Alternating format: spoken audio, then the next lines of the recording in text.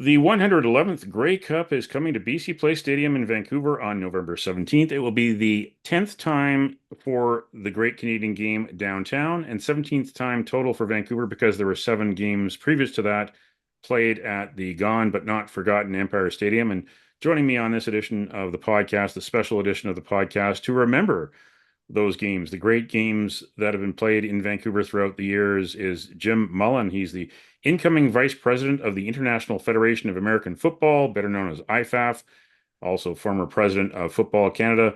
He joins me from Bowen Island to go down memory lane of these great games that were played in Vancouver. Of course, the Grey Cup is integral to Canadian history, Canadian sport history.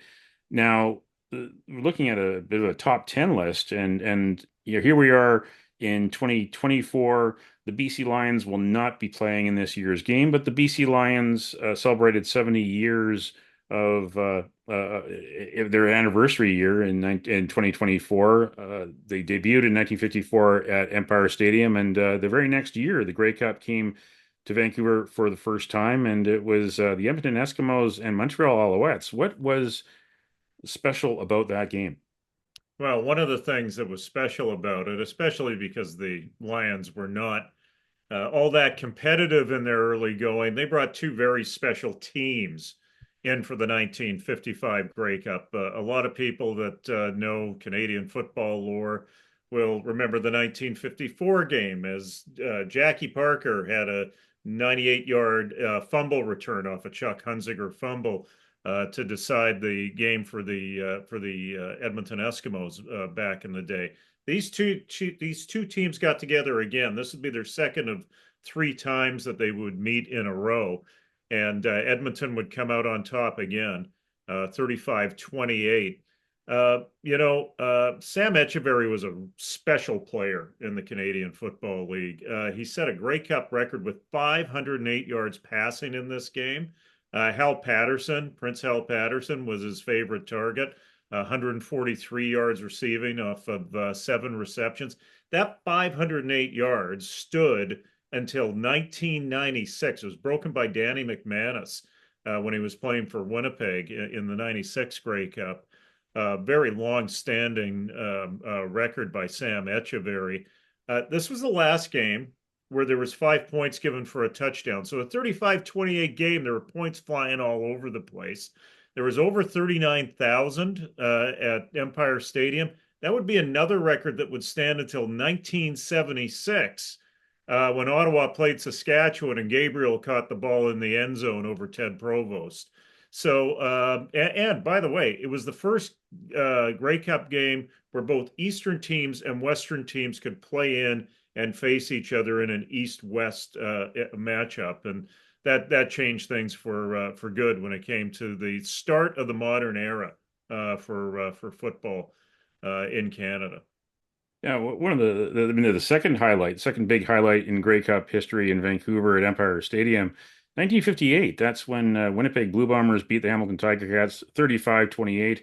There was a significant figure roaming the sidelines.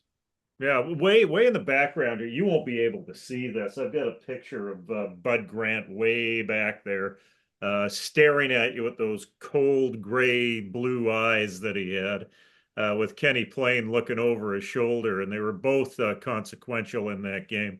The late writer Jim Coleman and I used to get together at the Pacific Press Building and go out for lunch about once every 3 weeks or so. And he would always say, and this would be in the 90s, he'd always say to me, he said, that 89 Grey Cup between Saskatchewan and Hamilton, where there were all those points scored, people say it was the greatest Grey Cup of all time. He says, balderdash.